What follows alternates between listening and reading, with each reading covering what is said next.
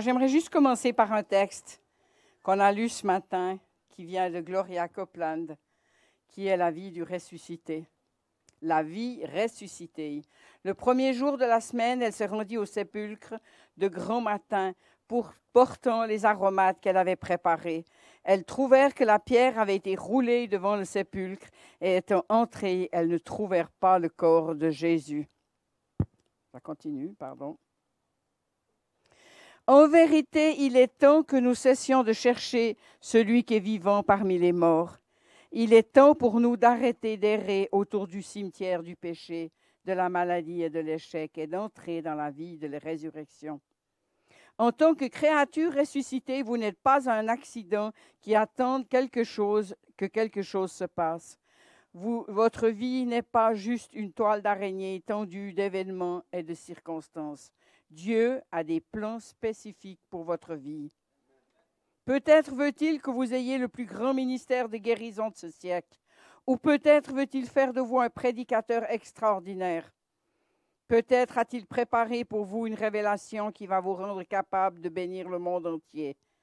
Mais vous ne saurez vraiment ce qu'il a pour vous que lorsque vous porterez votre attention sur lui. C'est pourquoi le diable veut à tout prix vous garder focalisé sur les problèmes de la vie. C'est pourquoi il essaye de détourner votre attention de la parole de Dieu. Excusez-moi.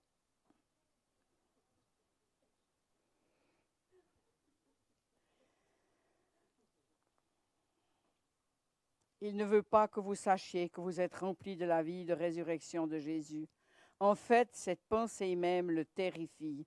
Pourquoi? Parce que lorsque vous comprenez vraiment que vous avez la vie de Dieu en vous, vous commencerez à agir comme Jésus l'a fait. Vous imposerez les mains aux malades et elles guériront. Vous chasserez les démons. Vous prêcherez la bonne nouvelle de l'Évangile à toute créature. En bref, vous saurez que Dieu a voulu que vous soyez. Vous serez le corps de Christ sur la terre. Ne laissez pas Satan vous lier avec les vêtements de deuil du péché, de l'échec d'hier. Vous n'êtes plus mort. Vous avez été ressuscité avec Jésus. Sortez du tombeau et commencez à vivre la vie de résurrection. Beaucoup de personnes pensent que si on parle de grand ministère, vous vous dites, mais ça, c'est pas pour moi. Mais vous savez que où que vous soyez, vous pouvez exercer le ministère que Dieu a prévu pour vous. Les plus petits miracles sont parfois les plus grands, les plus puissants qu'on peut vivre chacun, les petites choses qu'on peut vivre. La puissance que Dieu a déversée en nous est quelque chose d'extraordinaire. Sa vie en nous. Et l'ennemi, il a un seul objectif, c'est de nous faire croire qu'on n'est pas digne, qu'on n'a pas cette puissance, alors que Christ nous l'a promise. Et chaque personne qui sont ici, vous êtes capable d'accomplir ce que Dieu a pour vous. Parce que c'est des promesses que Dieu nous a données. Et ce matin, on veut se réjouir de vivre la vie du ressuscité. On veut abandonner d'écouter ce que l'ennemi dit sur nos vies. Les pensées d'échec, les pensées où il essaie de nous oppresser. On veut briser ça dans le nom de Jésus. Parce qu'avec Dieu, nous avons la victoire, mes amis. Et nous pouvons vraiment semer sa victoire autour de nous. J'ai encore un texte que je vais vous lire, qu'on a déjà lu ce matin un bout. Là, ça ne tourne pas, hein, rassurez-vous.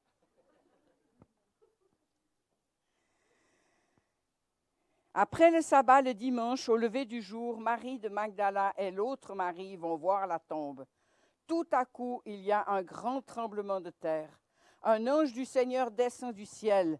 Il vient rouler la pierre de la tombe et il s'assoit dessus. Il brille comme un éclair et ses vêtements sont très blonds.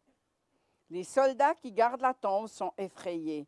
Ils se mettent à trembler et deviennent comme des morts. L'ange dit aux femmes, « Vous, n'ayez pas peur. Je sais que vous cherchez Jésus, celui qu'on a cloué sur une croix. Il n'est pas ici. Il s'est réveillé de la mort comme il l'a dit. Venez voir l'endroit où il était couché.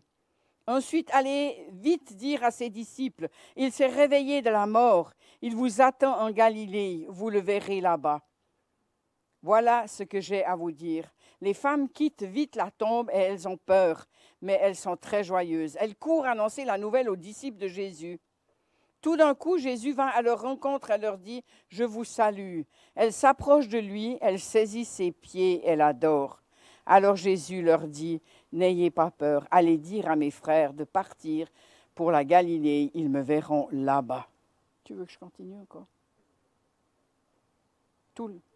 Les femmes sont en route. Pendant ce temps, quelques soldats qui gardaient la tombe vont à la ville. Ils vont annoncer aux chefs des prêtres tout ce qui est arrivé. Les chefs des prêtres se réunissent avec les anciens. Ils décident ensemble de donner une grosse somme d'argent aux soldats et ils leur disent « Voilà ce que vous raconterez. Les disciples de Jésus sont venus pendant la nuit et ils ont volé son corps pendant que nous dormions.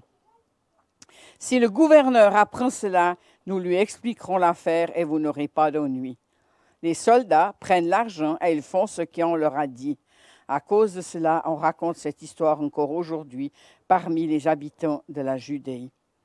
Les 11 disciples partent pour la Galilée et arrivent sur la montagne où Jésus leur avait dit d'aller. En voyant Jésus, ils l'adorent, mais certains hésitent à croire. Jésus s'approche et leur dit, « J'ai reçu tout pouvoir au ciel et sur la terre. Allez chez tous les peuples pour que les gens deviennent mes disciples. Baptisez-les au nom du Père, du Fils et de l'Esprit Saint. Apprenez-leur à obéir à tous les commandements que je vous ai donnés. Et moi, je suis avec vous tous les jours jusqu'à la fin du monde. » Amen.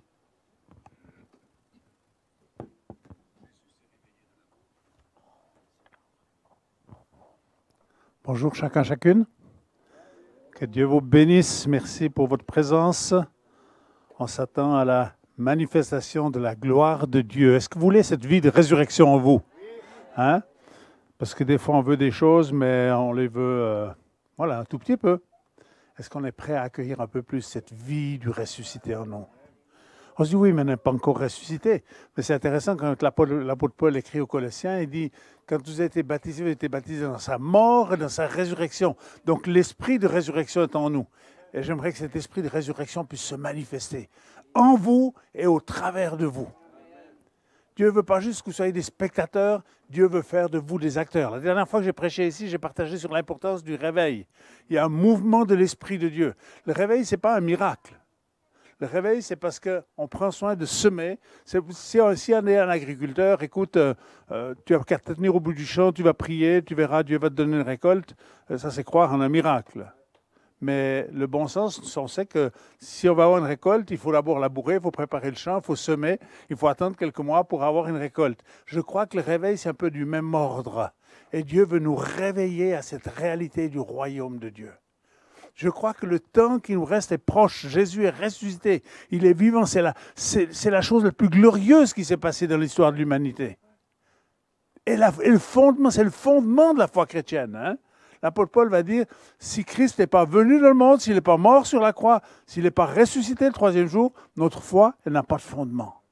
Donc le fondement historique de la foi chrétienne, parce que c'est une question de beaucoup de nos contemporains, ils disent, mais tu crois en un Dieu, mais Dieu tu ne l'as jamais vu, comment tu peux croire qu'il existe? Eh bien Dieu s'est révélé en Jésus-Christ. Dieu se fait homme, il descend. Et on va regarder un tout petit peu son cheminement avant qu'il soit crucifié, et on va regarder un tout petit peu comment différents êtres humains ont réagi à cette résurrection. Mais au préalable, moi j'aimerais prier pour que cette puissance de résurrection se manifeste. Et j'aimerais prier en premier lieu pour tous ceux et celles qui sont, ça nous arrive peut-être à tous d'ailleurs, où on est un tout petit peu en bagarre avec des pensées de découragement, d'abattement, peut-être une légère dépression, certains vont dire « Ah, ben j'étais bipolaire, etc. » J'aimerais prier pour eux ce matin, que cette puissance de résurrection vienne te redonner la pêche, la force de relever la tête et de dire « Je vais aller de l'avant ». Est-ce qu'il y en a qui ont besoin de cet attouchement ce matin? Dans ce domaine où on est parfois découragé, un peu dépressif, un peu... Est-ce que je peux demander à ces personnes-là de se lever devant le Seigneur? Je ne veux pas vous exposer devant les autres, mais devant le Seigneur, levez-vous. Seigneur Jésus, je veux tendre ma main. Et je m'attends, Seigneur Jésus, je prends autorité sur tout ce qui vient sur leur vie, qui va amener cette lourdeur, qui va amener cette vie difficile, qui vient avec les aspects négatifs, le sentiment qu'il n'y a pas d'issue. Je prends autorité dans le nom de Jésus. Et j'appelle cette puissance de résurrection dans vos vies. Je commande au nom de Jésus à tout esprit de dépression, tout esprit de découragement, tout ce qui dans ta vie est tourné comme toujours sur le négatif plutôt que sur le positif. Je prie qu'aujourd'hui, par la puissance de l'Esprit Saint, ta vie puisse être orientée sur le positif, que tu puisses saisir cette puissance de résurrection et que ta vie soit changée dans le nom de Jésus. Restez debout un instant. J'aimerais vous encourager, commencer à remercier Dieu pour les changements qu'il va opérer. Parce que des fois, on prie, mais dites avec moi, merci Seigneur Jésus, on peut le dire tous avec eux. Merci Seigneur Jésus pour ton intervention. Merci parce que je vais sortir de la déprime, de la dépression, du burn-out. Je vais me relever et je vais marcher dans la victoire du ressuscité. Amen. Frères et sœurs qui êtes debout, soyez attentifs ces prochains jours, examinez ce qui se passe dans votre vie. Et commencez à remercier Dieu pour son intervention. Remerciez-le, louez-le et parlez sur votre vie. Et commencez à déclarer ce que Dieu est en train de faire. Parfois, on s'arrête, on regarde juste le côté humain du nombre, c'est comme mieux, c'est pas pire, etc. Commencez à parler la foi et vous allez voir les interventions de Dieu. Merci beaucoup, David, de vous être levé. Que Dieu vous bénisse. Vous pouvez prendre place. Je veux prier pour tous ceux qui se bagarrent avec des maladies sur lesquelles on se bat. On ne peut pas dire toute la victoire, tout marche comme ça, on aimerait que ça marche. J'aimerais prier s'il y a des personnes qui ont des problèmes de cancer ou des problèmes de cet ordre-là, de maladies graves. J'aimerais prier pour elles. Je m'attends à la manifestation de la puissance de Dieu. Vous savez, notre réalité à nous et votre réalité à vous tous, parce que vous êtes concernés au même titre que moi, parce que Jésus s'attend à ce que nous manifestions sa gloire. Jésus a dit, vous ferez aussi les œuvres que j'ai faites. Et la réalité, c'est que chacun d'entre nous, on s'est trouvé face à des situations où on n'a pas abouti. Ou on n'a pas réussi. Et le diable veut toujours nous rappeler cela et essayer dans toute la mesure de possible de nous dire « n'y touche pas, ça ne marche pas ». Mais ne l'écoutez pas parce que Jésus a dit « tout est possible, pas à Dieu, tout est possible à celui qui croit ». Donc nous voulons grandir dans cette foi, une foi qui est conquérante. J'aimerais prier pour tous ceux qui se bagarrent avec des maladies, qu'elles soient... J'avais vraiment l'impression que je voulais prier pour tous ceux qui se bagarrent avec des problèmes de cancer ou des maladies graves. J'aimerais prier pour vous. Est-ce qu'il y en a qui sont concernés? Qui ont besoin d'un attouchement de Dieu? Du miraculeux de Dieu? Si c'est le cas, j'aimerais que vous leviez avec foi en disant « Je me lève, Seigneur, parce que je crois que tu touches ma vie. » Est-ce qu'il y en a qui aimeraient se lever? Bravo. Gloire à Dieu. Seigneur Jésus. Seigneur Jésus, nous te remercions pour ta victoire. Ta victoire sur le péché. Ta victoire sur la mort. Ta victoire sur la maladie. Et je prends autorité sur vous, mes sœurs, mais aussi sur toute autre personne qui est malade dans ce lieu. J'ordonne à la maladie, j'ordonne aux douleurs, j'ordonne à l'infirmité de lâcher son emprise sur vos corps dans le nom de Jésus. Je libère la puissance du ressuscité ce matin. J'appelle la visitation de l'Éternel sur vos corps, sur vos âmes, sur vos esprits. Que cette vie de Dieu commence à jaillir en vous, qu'elle coule au travers de vous, qu'elle se manifeste. Seigneur, on te donne la gloire pour ton attouchement. Et je libère de façon très spécifique la présence et la manifestation de ta puissance de guérison et de restauration dans le nom de Jésus. Dans le nom de Jésus. Et si vous avez des membres de vos familles ou des personnes que vous connaissez, est-ce qu'on pourrait juste se lever un instant tous ensemble? On a tous des gens qui sont dans le besoin. Est-ce qu'on peut lever nos mains vers Dieu et prier que cette puissance de résurrection fasse irruption? Le diable a fait irruption. Le diable est descendu sur la terre pour amener du tourment, mais Jésus-Christ est descendu. Jésus-Christ est descendu et Jésus-Christ est remonté vers le Père. Seigneur Jésus, nous levons nos mains vers toi ce matin. Pour tous ceux qui, dans nos proches, dans nos amis, dans nos familles, ont besoin de l'attouchement de Dieu, nous voulons libérer cette puissance de résurrection, cette puissance de vie, que tout ce qui veut les clouer au sol, qui veut leur empêcher de rentrer dans leur destinée, que cela soit brisé, que les jougs soient brisés, que la chaîne de la méchanceté que l'ennemi a utilisée pour les attacher, pour les rendre prisonniers, nous brisons ces chaînes de méchanceté, nous délions les liens de servitude Et nous déclarons que le joug de la servitude, le joug de la maladie, le joug de l'oppression, nous le défaisons dans l'autorité de ton nom, Seigneur Jésus. Parce que tu as déclaré tout est accompli. Tout ce qui devait être fait a été fait de ton côté, Seigneur Dieu. Nous voulons devenir des hommes et des femmes de foi. Nous voulons nous tenir devant le ressuscité, c'est dire, Seigneur, nous voulons être en collaboration avec toi. Nous accueillons la puissance du Saint-Esprit pour être témoins de l'Évangile. Alléluia. Amen. Vous pouvez prendre place. C'est intéressant ce que Jésus dit dans Jean 20, versets 21, 22. Jésus dit, comme le Père m'a envoyé, je vous envoie. Est-ce quelqu'un concerné? Comme le Père m'a envoyé, dit Jésus. Et Jésus n'est pas venu pour une petite promenade, un petit parcours de bien-être. Hein? Il est venu pour l'objectif final d'offrir sa vie. Et Jésus, de la même manière que le Père m'a envoyé, je vous envoie. Ça veut dire beaucoup, hein?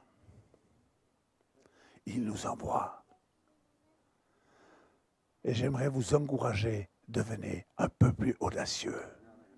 Priez un peu plus. Priez pour que ça devienne bouillant à l'intérieur de vous. Il y a deux choses sur lesquelles le Seigneur m'a repris récemment. Ce n'est pas mon message, mais c'est juste mon mot d'introduction. Je fais toujours 2-3 introductions et je termine plusieurs fois habituellement. J'ai été surpris parce que je pense qu'on a besoin de redécouvrir la crainte de Dieu. Pas la crainte peur. On n'a pas besoin d'avoir peur. Dieu est un bon père. Il est un meilleur père que nous sommes des pères et des mères. Mais la crainte de Dieu dans le sens du respect de Dieu. Je pense que parfois nous sommes un peu légers. On fait ce qu'on ne devrait pas faire. Puis on dit, on règle ça, on demande pardon, tout est réglé.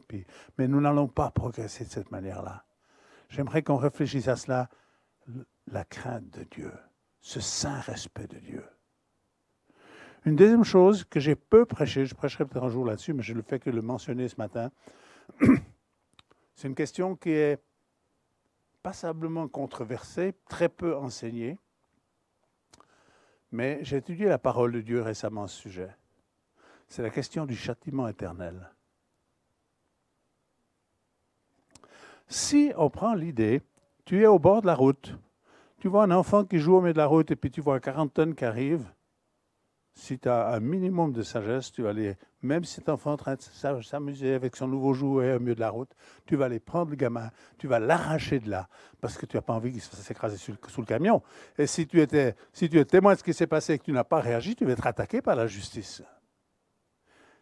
Et j'ai l'impression que face à nos contemporains, qui pour certains ne sont pas si loin de Dieu que ça, hein, certains sont parfois assez proches du Seigneur, ils sont pris juste dans des blocages, etc. Mais beaucoup, quand même, auraient besoin d'entendre l'Évangile. Et nous n'aurons pas un réveil, à moins qu'il y ait une prise de conscience de dire, nous devons avertir les gens, pas les agresser, pas tout de suite Jésus, Jésus, etc. Mais leur dire, écoutez, voilà ce que moi je crois. Et vous êtes surpris, Jésus dit, ils ont retenu mes paroles, ils retiendront aussi vos paroles. Donc réfléchissez à cela.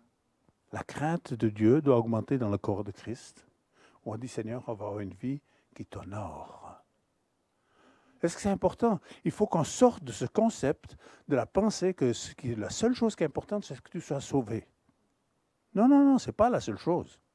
Le salut, d'ailleurs, tu ne l'as pas mérité, aucun nous ne l'a mérité. Le salut, tu as juste mis ta foi pour croire au Jésus-Christ, mais le salut, c'est un don de Dieu. L'apôtre Paul explique ça très bien dans Éphésiens 2. Mais la deuxième chose, vis une vie qui honore Dieu. Dans tous les aspects, dans ta vie privée, personnelle, dans ta vie de couple, dans ta vie familiale, dans ta vie sociale, dans ta vie professionnelle, dans ta gestion de ton temps, de ton argent, de tout ce que Dieu nous offre. Cherche à vivre une vie qui honore Dieu. D'ailleurs, c'est la première chose. Quand on rencontrera le Seigneur, c'est la première chose qui va se passer. Chacun recevra selon le bien et le mal qu'il a fait dans son corps. OK, je vais vers mon message. C'était aussi déjà un message, mais j'ai reparcouru, en particulier hier soir, tout ce chapitre 27 de Matthieu. Puis j'ai regardé un tout petit peu tous les différents personnages dans cette histoire de la crucifixion du Christ, de sa condamnation. Et il y a beaucoup de monde dans cette histoire. Alors j'aimerais citer un tout petit peu quelques-uns. Parfois on peut s'identifier à certaines choses et puis dire, tiens, ça me rejoint un peu. Tu veux? Pas décidé aujourd'hui. OK. Donc, on voit dans Matthieu 27, au début du chapitre, on voit les chefs des prêtres, les pharisiens, qui sont là. Il y a un tumulte, il y a un mouvement de foule, et ils crient vers Ponce Pilate en disant « Crucifie-le ». Donc, ils l'ont livré à Pilate pour qu'il soit crucifié, et ils crient. Et ces juifs pharisiens, c'est les religieux de l'époque. Ils attendaient le Messie. Mais voilà que le Messie, il n'est pas comme eux, ils voulaient qu'il soit. Voilà que ce Messie, il se frotte à des pécheurs. Certains l'appellent l'ami des pécheurs. Il va manger chez des gens de mauvaise vie. Il acquitte des gens qui ont commis adultère. Alors que normalement, selon la loi de Moïse, il fallait les lapider et tout de suite en public. Et puis ils prennent que la femme et puis ils laissent le bonhomme filer. Ça, c'était bien un truc bizarre. Et jusqu'à aujourd'hui, eh bien, il y a une partie du peuple d'Israël, même si j'ai beaucoup de respect, et puis nous sommes reliés d'une manière ou d'une autre, pas d'une manière ou d'une autre, nous sommes reliés au travers du Messie à Israël, parce que Jésus-Christ a été le Messie d'Israël avant d'être le sauveur du monde. Mais une partie d'Israël, et en particulier le monde orthodoxe, ils attendent la venue du Messie. Pourquoi? Parce qu'ils ne reconnaissent pas Jésus le Messie. Alors la chose qui est très encourageante en parallèle, c'est que dans le monde juif, il y a aujourd'hui énormément de juifs messianiques, partout à travers le monde, dans toutes les nations. Il y a des juifs messianiques, c'est des juifs qui ont accueilli le Christ comme sauveur et Seigneur de leur vie. Et ça, c'est extraordinaire. Quand je suis allé là avec mon épouse en 83, nous sommes allés la première fois en Israël, il y avait seulement 2 ou 3 églises messianiques. Aujourd'hui, il y en a plus d'une centaine. Mais la partie juive, ils attendent la venue du Messie. Je l'ai dit au grand rabbin de Genève dans une interview. Je lui ai demandé qu'est-ce qu'ils attendaient. Il m'a posé 3 autres questions sans me répondre à ma question. Je lui ai posé la question 3 fois. Ça, c'est très juif comme système. OK. Donc, la 3e fois, il m'a dit, je ne suis pas sûr que vous puissiez comprendre. Je lui ai dit, bah, dites toujours. Il m'a dit, nous attendons la venue du Messie. J'ai dit, je peux faire un commentaire? Il me dit, oui. Il me dit, il va venir, ce ne sera pas le bon.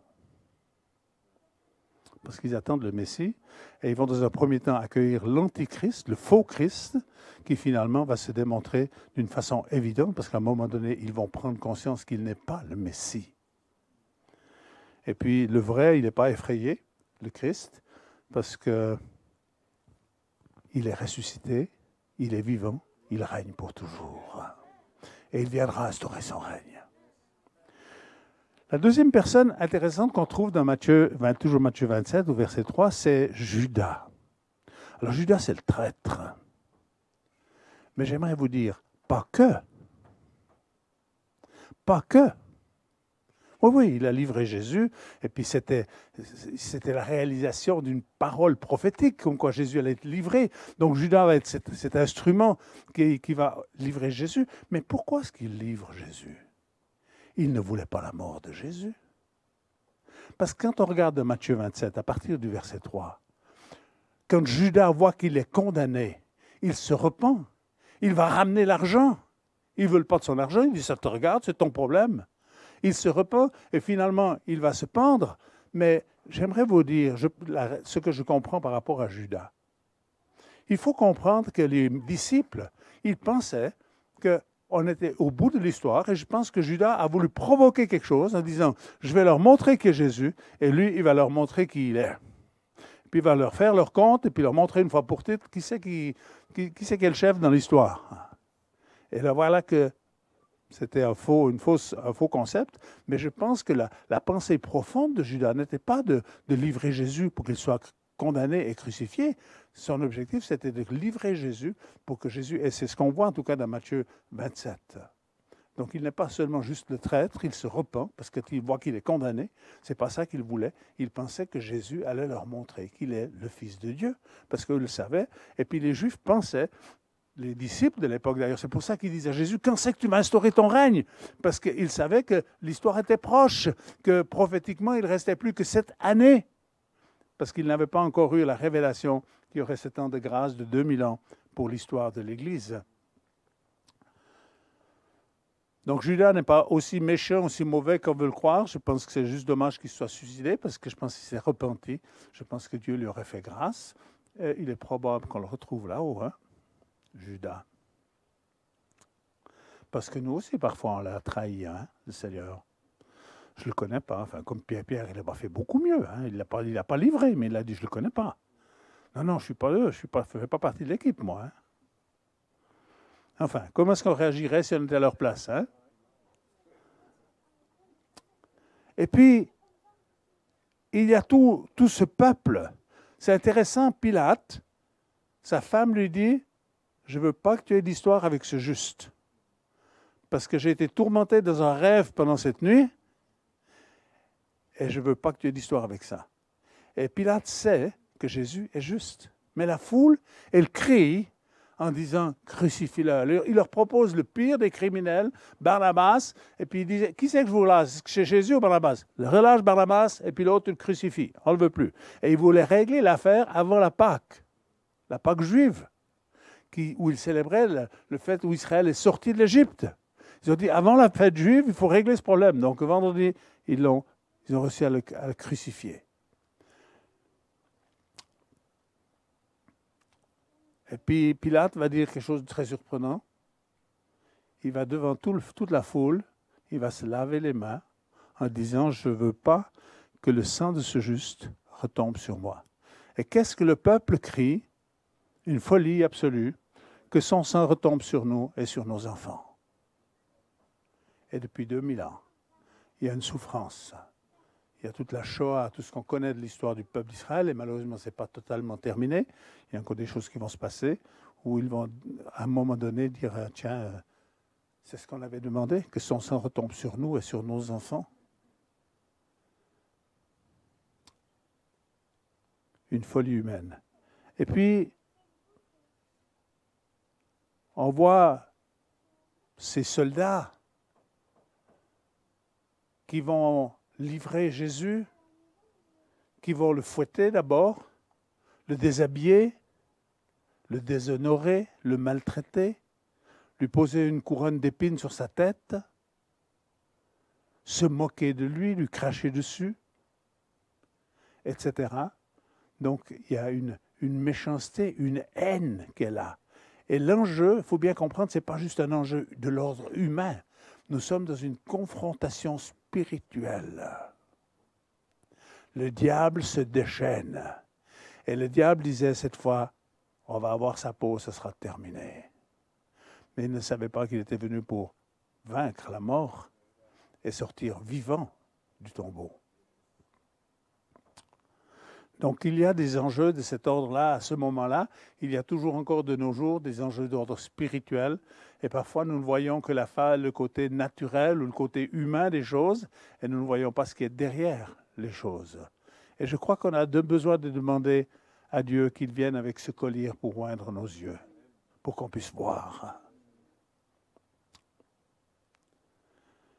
Alors on voit l'histoire ensuite de Simon de Cyrène qui doit porter la croix du Christ. Et je pense que nous avons aussi à la porter, d'une façon pas physique comme Simon de Cyrène, mais d'une façon spirituelle. Et Jésus va dire, si quelqu'un veut venir après moi, qu'il renonce à lui-même, qu'il se charge de sa croix. Et quand on lit la fin de l'histoire de ce que Jésus dit dans Matthieu 24, on voit qu'il est probable qu'à un moment donné, il y ait de l'opposition.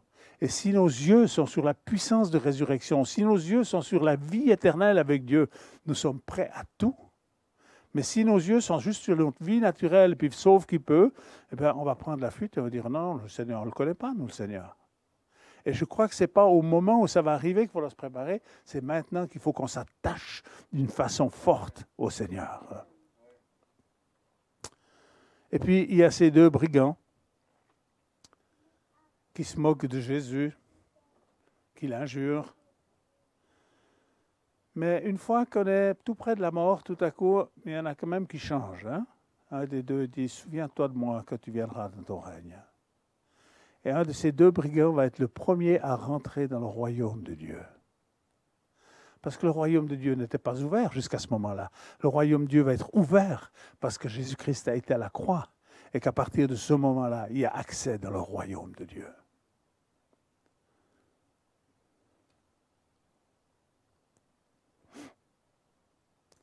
Il y a des histoires bizarres par rapport aux gens qui se moquent. En réfléchissant à cela, je repensais à une histoire que mon père racontait. Il venait de l'Emmental, la Suisse allemande, et il y avait dans le village un forgeron.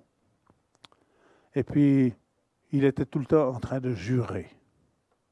Et l'un des jurons qu'il utilisait, c'est de dire « Dieu, donne-moi » en suisse allemand, « Kopfetami ».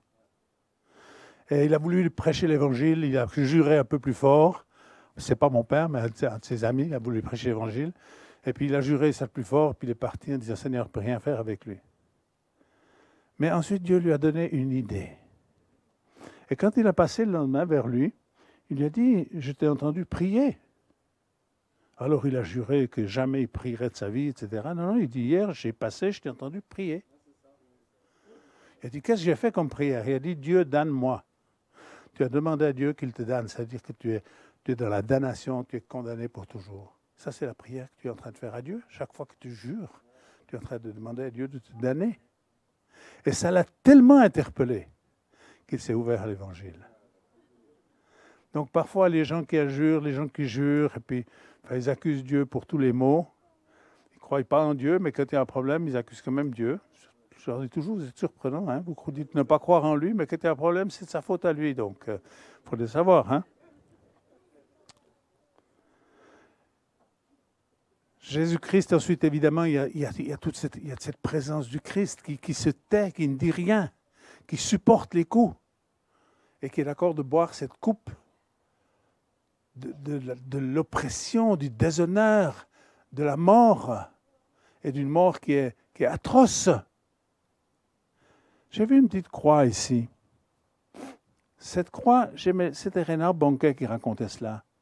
Il disait, dans chacune de nos vies, il y a l'image d'une poutre horizontale. L'image de la poutre horizontale, c'est le signe moins. Et il disait, dans chacune de nos vies humaines, il y a ce signe moins. Mais à la croix, Jésus a transformé ce moins de cette poutre horizontale avec une poutre verticale. Il en a fait un plus. Et Jésus a amené un plus dans ta vie. Un esprit positif, un esprit de foi, un esprit de conquête. Jésus va endurer ces choses. J'ai pensé à une chose, je crois que je ne l'ai jamais d'ailleurs enseignée. On est beaucoup habitué à parler de Jésus. Dans le monde évangélique, c'est Jésus un peu partout. Je pense que, longtemps je me suis dit, quand j'écoutais les cathos ou même les protestants, ils parlent du Christ. Puis je me suis dit, ouais, bon, il y en a un peu. Le Christ, nous, c'est Jésus, c'est plus simple, quoi. Alors j'ai lu un texte dans Acte 2, c'est l'apôtre Pierre qui parle, dans Acte 2, 36, où Jésus dit, ce Jésus que vous avez crucifié, Dieu l'a fait Christ et Seigneur. Celui que vous avez crucifié, c'était Jésus. Mais Dieu l'a fait Christ, ça veut dire le oint, et le Seigneur. Et je pense qu'on devrait plus souvent utiliser le mot Christ et Seigneur que seulement Jésus, ou Jésus-Christ, ou le Seigneur.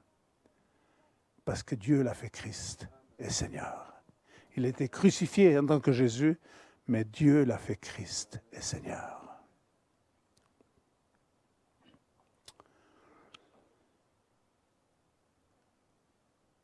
Il y a ceux qui se souviennent, et puis il y a ceux qui oublient. Quand Jésus est crucifié, il y a tous ces phénomènes surnaturels,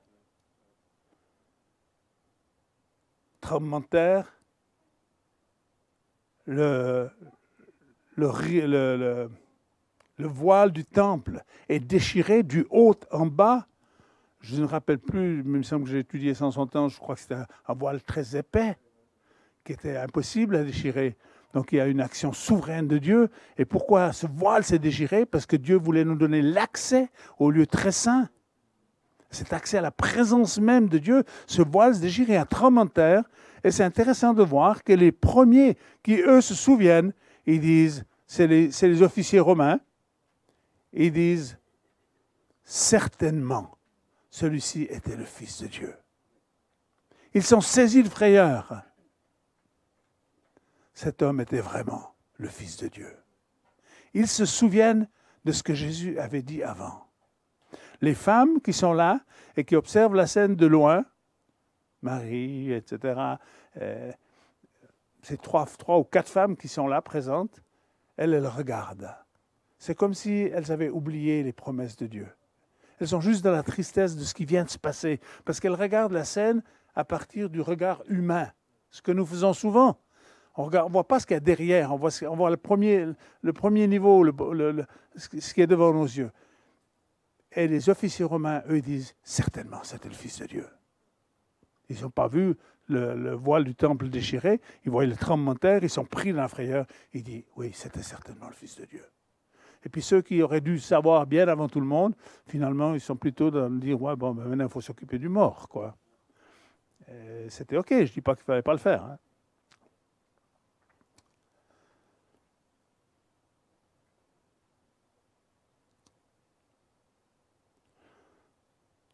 Peut-être je m'arrête encore sur... Il y a évidemment Joseph d'Arimathée, il y a plusieurs intervenants dans cette histoire. Mais à la fin du chapitre 27, il est reparlé de ces chefs, des prêtres et des pharisiens, qui tout à coup prennent peur.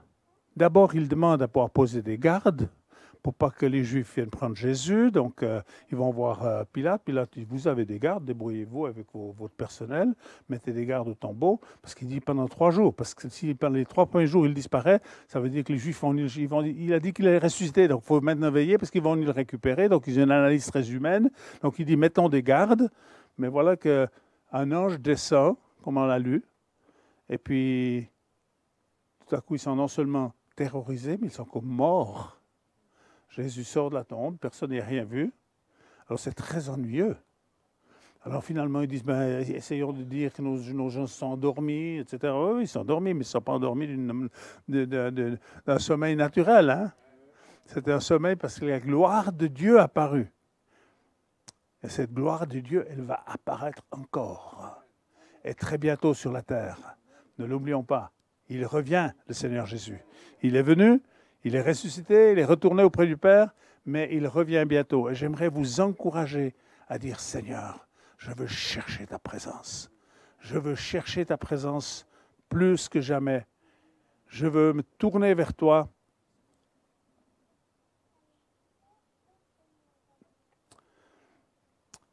Pour que l'histoire de l'humanité qui est séparée de Dieu puisse jouir du Seigneur Jésus. Je ne sais pas s'il y en a qui ont regardé l'émission sur Arte cette semaine, sur Billy Graham. Quelqu'un a vu cela? Ouais. OK, bon, ce n'est pas eux qui vont prêcher l'Évangile à notre place. Hein. Les médias ne vont jamais faire ça. Mais je pense que c'est quand même intéressant de voir que quand il disait qu'au Brésil, en l'espace de 10 ans, la population du monde évangélique a passé de 10% à 1/3 de la population qui se disent des chrétiens évangéliques. Alors après, il ne nous appartient pas de juger, etc. Mais ce qui est en train de se passer, c'est qu'il parlait de plus de 600 millions. Et puis j'aimerais vous dire que c'est beaucoup plus, parce qu'ils ne tiennent pas compte de ce qui se passe en Chine et en Inde, deux des plus grands pays. Il y a beaucoup plus de chrétiens que cela. On compte qu'on est 2,5 milliards de chrétiens dans le monde.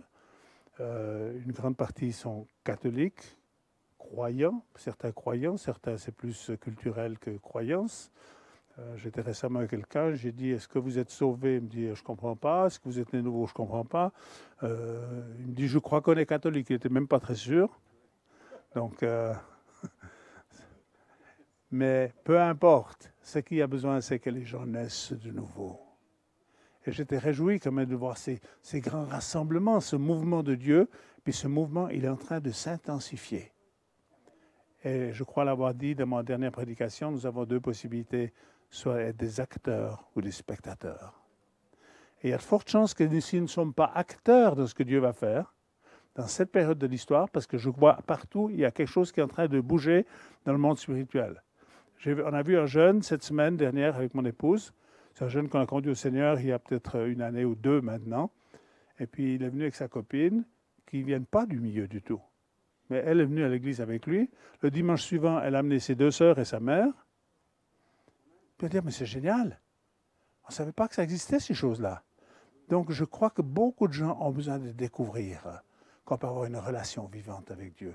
Et pas juste une croyance que Dieu existe, ce n'est pas suffisant. Il faut que les gens puissent rencontrer le Seigneur, être remplis de l'Esprit Saint et croire dans ce Dieu et avancer avec une espérance glorieuse. Parce que la vie est courte, mais nous voulons nous réjouir. Dieu nous envoie.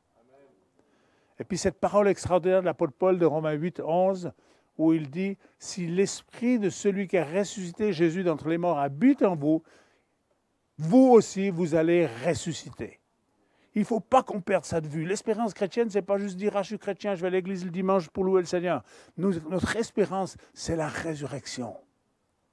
Nous allons revêtir un nouveau corps. Plus de douleur, plus de chagrin, plus de larmes, plus de maladies, plus d'infirmités. Un nouveau corps pour régner avec lui. Prenons conscience de cela et cherchons à le servir avec détermination. Et je termine en citant deux paroles de l'Épître aux Colossiens.